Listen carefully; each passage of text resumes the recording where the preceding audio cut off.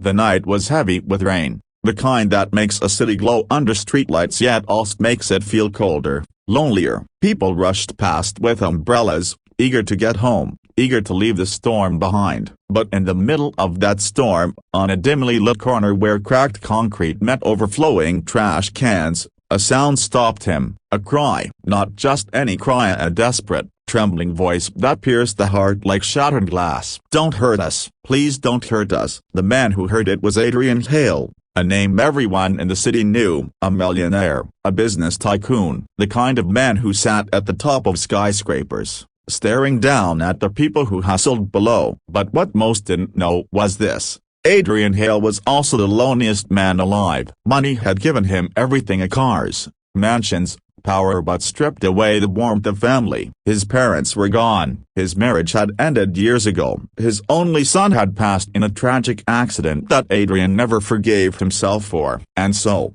despite all his wealth, his life felt like an endless tunnel with no light at the end. That night, Adrian had left a charity gala early. He couldn't stand the fake smiles, the shallow conversations, the people pretending they cared about humanity while secretly counting profits. He had wandered into the rain, tie loosened, hands in his pockets, asking himself why he was still alive when he had no reason to be. That was when he heard it, that sob, that plea. "Don't hurt us." Adrian froze. The voice belonged to a little girl, fragile and broken, coming from the shadows of the alley. His heart raced, his breath caught. For a moment, he thought it was a hallucination, a cruel trick of his mind replaying the last words of his son, who had once cried in fear during a car accident Adrian could not prevent. But then he heard it again, clearer this time. He stepped into the alley. What he saw changed everything. There, against the wall, was a little girl no older than 7. Her clothes were torn, soaked from the rain, her arms wrapped protectively around a toddler boy, no more than 3, shielding him from a man who towered over them. The man reeked of alcohol, his eyes wild with rage as he raised his hand to strike. "Please, don't hurt us."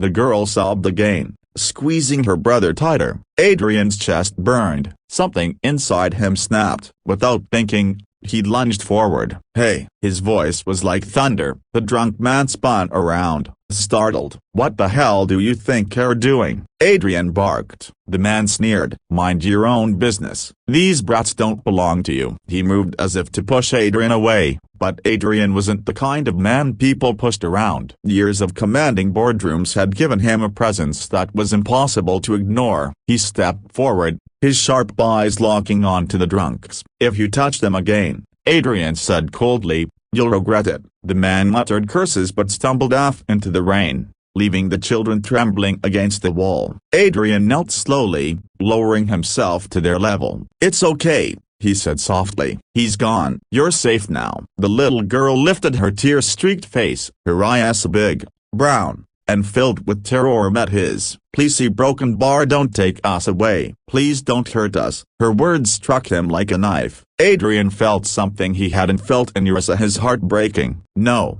sweetheart," he whispered, his throat tightening. "I won't hurt you, I promise." The girl's name was Leela, and her little brother was Ethan. In broken words, she explained that their stepfather had been abusing them ever since their mother had died. No one listened, no one cared. They had no family left, no place to go. They had been hiding in the streets, surviving on scraps, praying for someone to save them. Adrian's mind spun. He had walked past countless faces in this city, thinking none of them mattered. But here, right in front of him, were 2 children who needed him more than anyone ever had. And for the first time in years, Adrian felt like he had a purpose again. That night, Adrian took Leela and Ethan home to his mansion, once cold, empty, lifeless, now echoing with the sound of small footsteps and soft breathing as the children finally slept in real beds. Adrian stood in the doorway, watching them. His hands trembled, his chest tight. He whispered to himself,